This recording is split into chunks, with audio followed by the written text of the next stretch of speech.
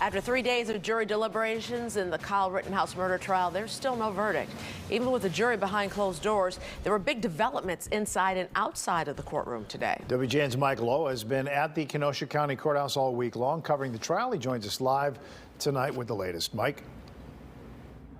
Ray and Micah, good evening to both of you. This jury has been considering the fate of Kyle Rittenhouse for 23 hours over the last 3 days, and the fact that they have not yet come to a conclusion suggests that there may be major disagreements within the jury.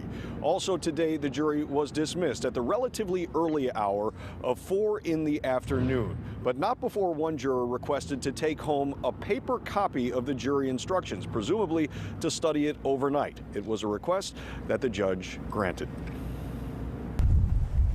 The third day of jury deliberations in the Kyle Rittenhouse murder trial began at the Kenosha County Courthouse as the morning headlines announced the case is on the brink of a mistrial, and lawyers continued to argue over drone video quality. The jury had still returned no verdict. This is pertinent to the case of the state against... Later in the morning, as jurors met to discuss the case, Judge Bruce Schrader was back in his courtroom.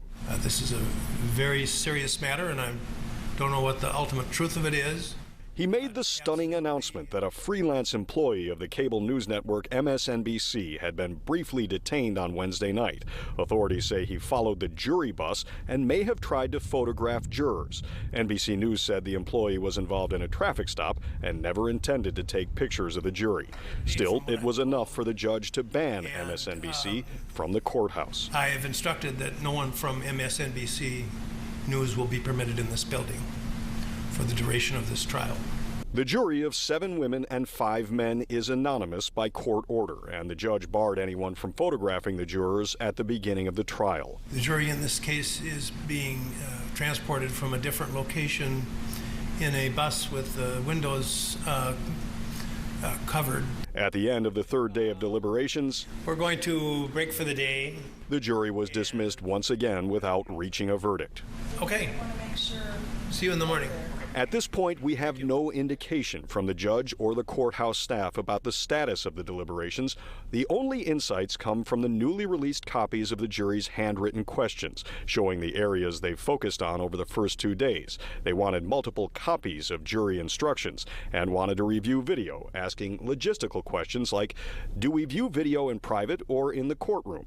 And can we stop and start the video at our request? And specifically, they asked to review the drone video that now seems to be the key to the case. Prosecutors say this drone video shows Rittenhouse aiming his semi-automatic rifle at demonstrators prior to the fatal shootings, which they say shows that he is the instigator and undermines Rittenhouse's assertion that he killed the 2 men in self-defense. There is a sense of rising tension in Kenosha. Out of the street! Off the street! Police arrested a man outside of the courthouse this afternoon over a reported gun violation. We want justice! We want justice! We want justice! In anticipation of a verdict and a potential volatile public reaction, the Kenosha Unified School District has placed 5 schools near the courthouse on virtual learning. A district statement said, quote, while we have not been advised of any existing imminent danger, we feel this is the best course of action to protect our students and staff during an uncertain time. We will continue to work closely with law enforcement to receive support as needed in the days and weeks ahead. And the jury is considering 5 separate felony counts against Kyle Rittenhouse, the most serious of which is first-degree intentional homicide.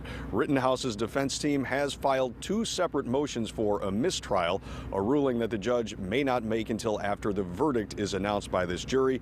And of course, the jury will be back here at 9 in the morning to begin day 4 of deliberations.